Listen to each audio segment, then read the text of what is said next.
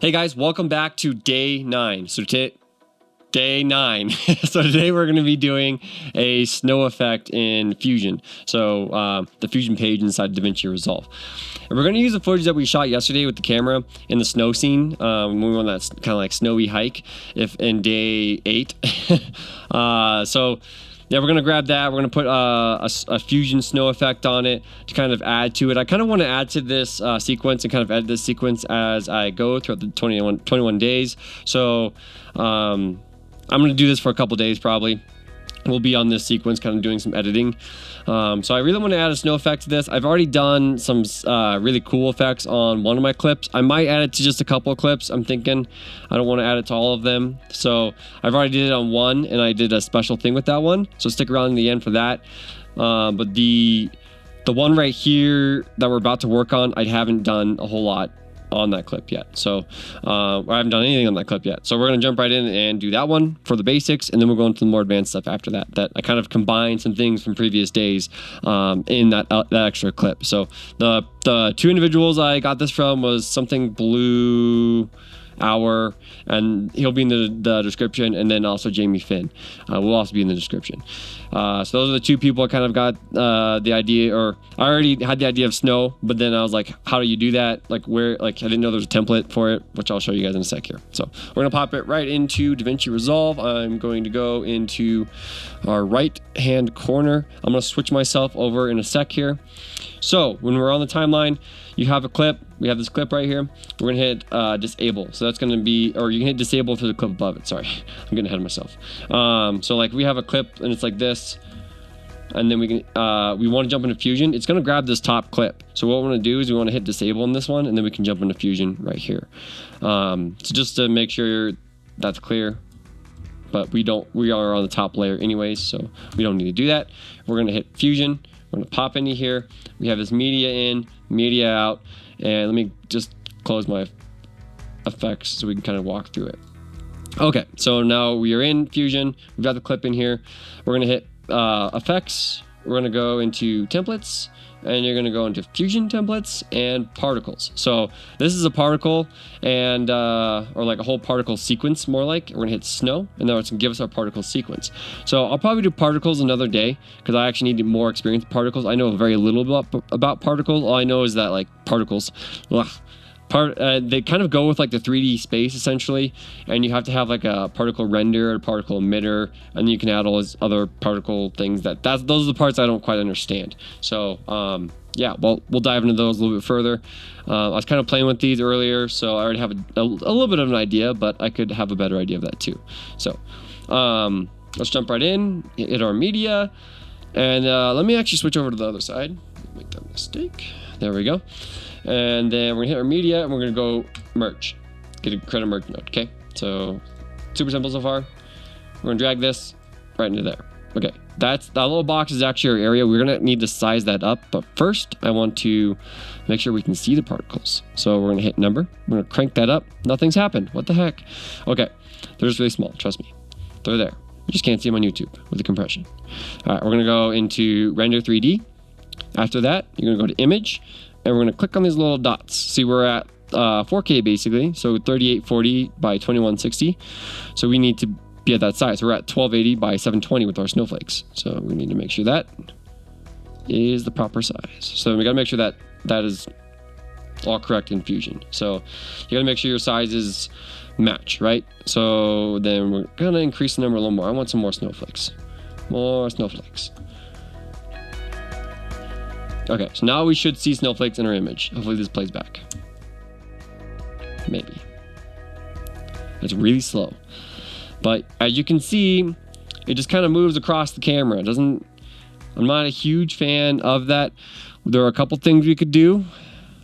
I do demonstrate it one way, and like as I said later, but let's try something right here. This might not work super well because of how we have this set up, but we can try it. So I should have done this probably with another image, but I was kind of challenging myself, and well, we'll see. We'll see if it works out. I don't know if it will, because this one probably is going to require a lot of advanced kind of like layers of multiple things, but I'm not going to go too deep into that. We're just going to do it. This will work generally for a lot of different clips. So we're gonna type in planar tracker. It's already typed in. We're gonna add that. This effects bar. We can see. Okay, so now we have our planar tracker. So this is gonna track. So this is for the snowflakes, right? So track our snowflakes, but we need to connect it to our media in, right? So make sure that's all connected and comes out to the media out. Now we're gonna go to let's do hybrid point area. Let's do translation, rotation, scale, and then we're gonna hit our set point. Okay, so we want to hit our set point. That's really important, right there.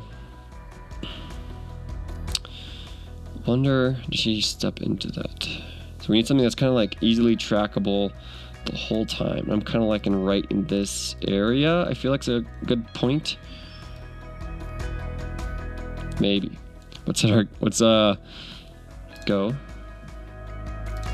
Okay, I'm not liking our starting position, so we're actually gonna jump over here, right there, hit set again. So this is gonna change our starting position. And now we need to track forward and backwards. So let's track forward. That worked. Let's go backwards. Okay, it got caught up right there. So that's not a great tracking point. So let's actually go to our original. And I'll just get rid of this guy. Let's get rid of that one completely. Let's try over here. I mean, this is super blurry, so I don't know how well it's gonna track. That's it. I hit set. Okay, I hit set. And then we're gonna go forward. Good. Backwards. Oh, it might be a good point. Okay, so that was a pretty good point. We're gonna go with that one. Okay, create planar transform from that, so you'll have that pop up over here. And we're actually gonna disconnect this. This is not what we're gonna use. So we're gonna use this planar transform we just created. So hit shift, drop that in. Oh, sorry. I get way ahead of myself sometimes. We're gonna drop our merge node in. We're going to connect this to here, and then we're gonna take this render 3D, put it right into our planar tracker. So now it should track. So the snowflakes should track, right?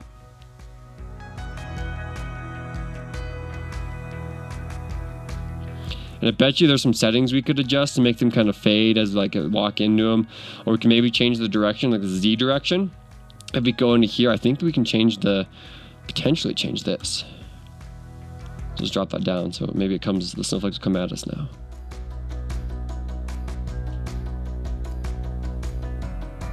It's all right. There are a couple things I would do differently. I would have to mess with this a little bit more to understand. Let's see. Z direction. That's probably what we want. We're probably going to want positive.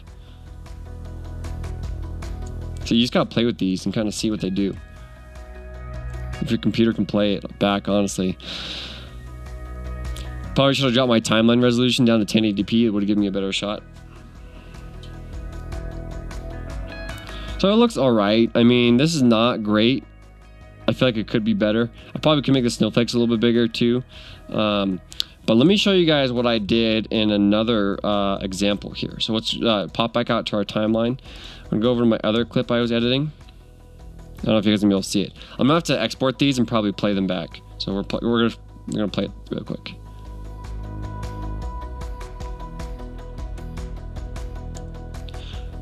So I like this one because it has a little bit more depth. So we're gonna go into our Fusion. I'm gonna show you guys why it does. So I actually essentially have two instances of the and I could probably make a tutorial on this if you guys want to see this. I just want to show you guys what I did. So we have two instances of the snow coming down. So we have like a background one and a foreground one. You could do as many as you want, but the key here, oh gosh, I forgot how to zoom out in Fusion. It's different from elsewhere. So we just fit it. But essentially what I did was I ran it all through a depth map. So the depth map gets kind of weird because you have to connect the media from here into the depth map and then also into the merge, the background of the merge though, this yellow piece right here. So we need to connect through there. And then we also have the depth map. I like mapped it all. So I'll just turn this on for you guys real quick. So I kind of mapped these trees in the foreground here. Ooh, if it ever loads, we'll see. Yeah, it's not loaded. Oh, because I have everything connected. So I can't really show you guys because I have all this stuff connected. But essentially, you'll see like these trees right here were good at depth. So if you guys aren't seeing what I'm talking about, let me just turn off this render. So you see how the trees aren't there? You're probably not gonna be able to see this, but there's some snowflakes in the background right here. I'll increase the size here. Let's do that, so you guys can at least see from YouTube, right? So I'm gonna go into here, go to style, go to size, and we can. One thing I forgot to mention is we can change our fade right here. So we want to probably drop it down because I want them to be there the whole time. And we can change our size in this area. And I didn't like the actual snowflakes, so I like to change this to blob. So it was on brush before. It's on like flake right there.